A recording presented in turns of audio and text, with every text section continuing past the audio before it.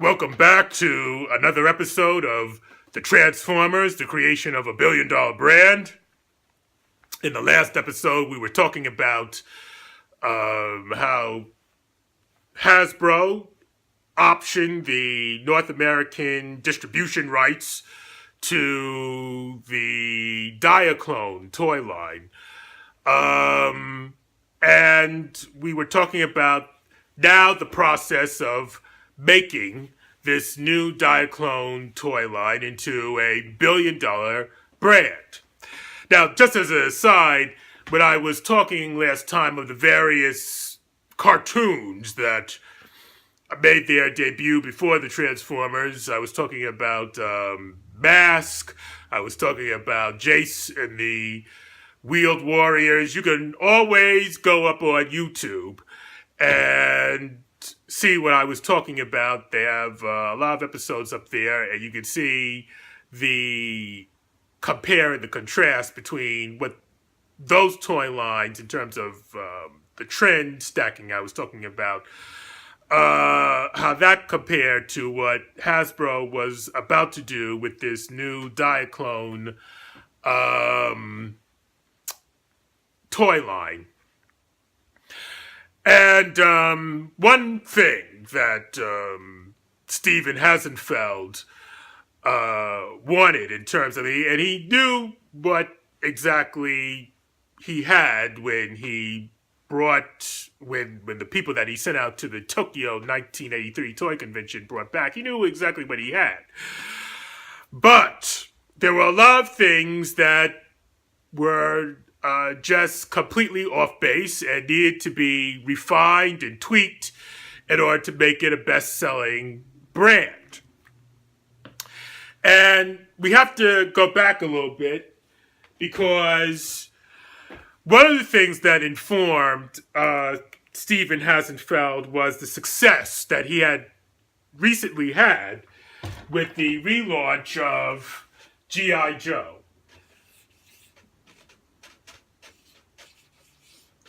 And as I said before, the toy brand had been discontinued in 1974. It had been taken off the toy shelf, and that particular toy line had ended. But Steven said, well, I have an idea. Let's bring this back, because one of the problems with the old toy line is that the G.I. Joe character or characters did not have a developed enemy to fight against. And Steven Hasenfeld was looking at the James Bond series and how James Bond had a criminal organization like Spectre to fight against in various theaters and arenas around the world. And he said, this is what we need to do with the G.I. Joe brand and bring it back, and they did. And they went to the Marvel Corporation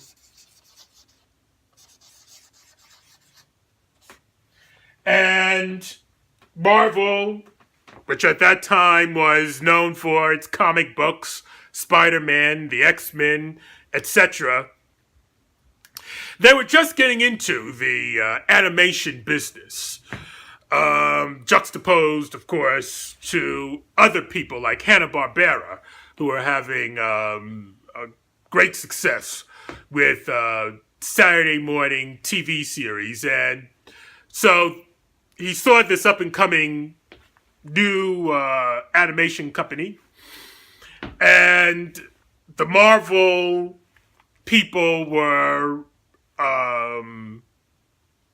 going back and forth, or I should say cross-pollinating the two main products, that is to say animation and then the comic books.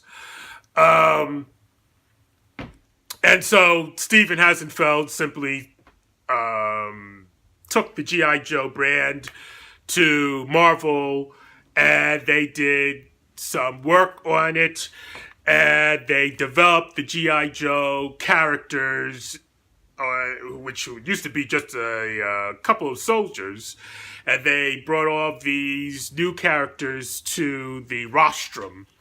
And the other thing that they did was they developed an enemy, Cobra, to fight against G.I. Joe. And when they had, the comic book people had everything straightened out, they brought it to the animation people, and they came up with a miniseries. I remember it very well. Cobra Strikes or something like that. And you can still see it periodically on TV. As a matter of fact, when they were doing the 25th anniversary, some of the toy line relaunch, some of the toys came with that original miniseries. And he had great success. That thing really did take off. Children just had to have those characters, especially what happened with the people who were counteracting, or the arch enemies of G.I. Joe, the development of Cobra and everything else like that. Well, that was in tribute to the Marvel company and the way that they branded or rebranded that product. And Stephen Hasenfeld understood that they had, at that particular time, particular talent, having been in the comic book business. They were only in the toy business, but he said, you know, a good product needs a storyline. It needs a narrative to make a connection, especially in the minds of children who have vivid imaginations. And, you know, that is where they needed to go. And so they brought the Diaclone toy line to Marvel. And they said, do the same thing with the Diaclone.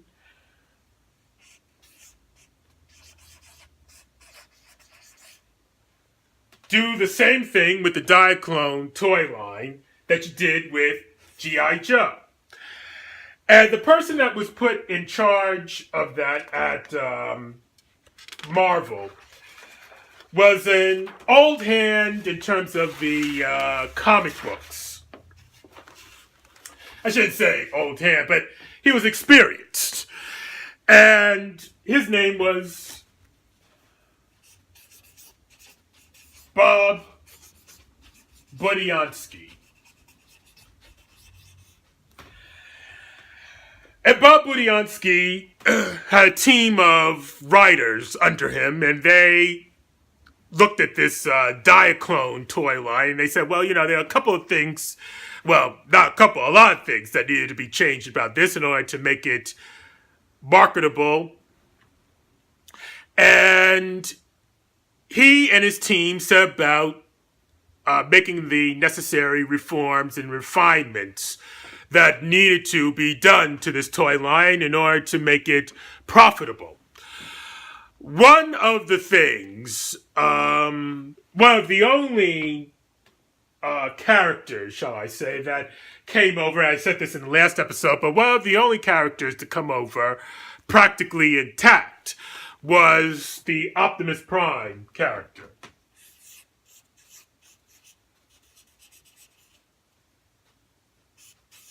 But he was about the only character that was really recognizable. I mean, there were prototypes for Sunstreaker, Ironhide, and Bumblebee, all of whom were given the various names by Bob Budiansky and his team of writers. Then they looked at the whole Diaclone label, and they said, well, you know, that's not going to make a real connection. It's just not striking enough. And so they said, just call this toy line what the robots do. They transform, and just call them the Transformers. Keep it short, keep it simple. Simple always rules in the end. Because, you know, children are not going to be, especially children, they're not going to be connected to things that are too complicated and too complex. Just call it the Transformers, and that's what they called it, the Transformers. And they took a look at not only the various individual characters, but they also took a look at the various factions. That is to say, the factions of warring robots. And as I said before, the factions of warring robots were the Cybertrons and the Destrons. And Budiansky said, well, those are very interesting names, but I don't know if they really get to the heart of what we want these characters to be about. And of course, all the time, he's going back and forth with Stephen Hassenfeld's people. And he said, well, instead of calling the good robots Cybertrons,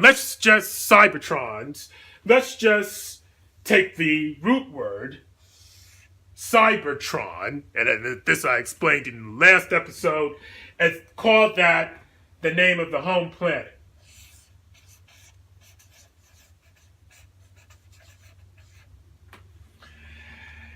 Now, I have to say that simultaneous to all of this, the whole G.I. Joe relaunch and franchise and branding was going on. And so that's how, as I explained in the last episode, Destro would cross-pollinate into the G.I. Joe lore. But as far as Transformers was concerned, that name was totally discarded. And Budiansky said, well, we'll call the bad guys, let's see if I can fit it here. No, let me go to another page. We'll call the Destrons. Let me just rewrite this again.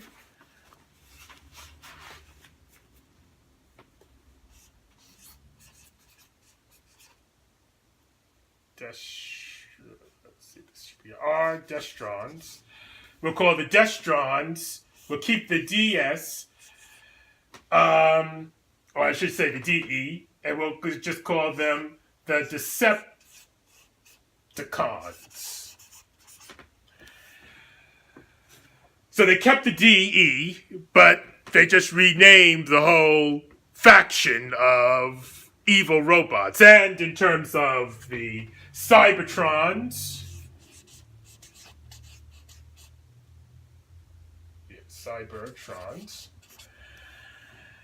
excuse me, I have a phobia of spelling. But anyway, we'll call the Cybertrons the Autobots, because he noticed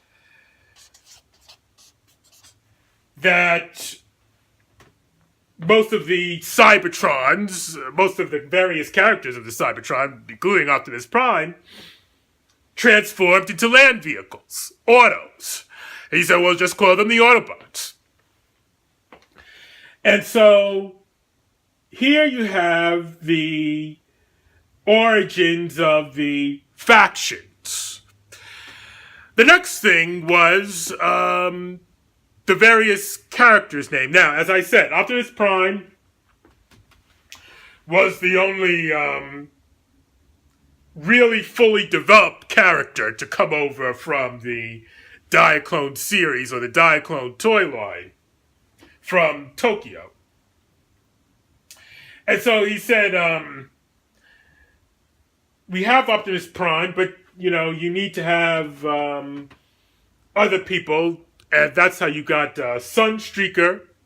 That was another one. Ironhide, that was another one.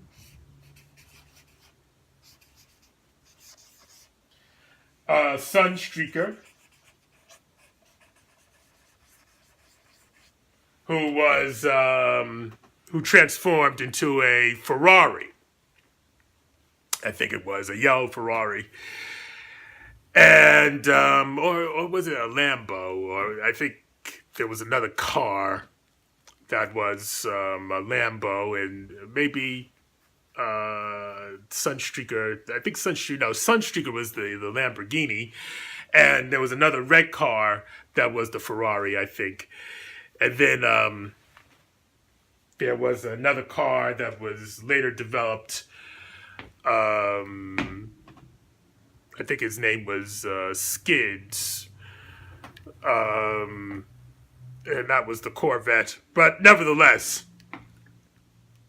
I know the people will correct me. I have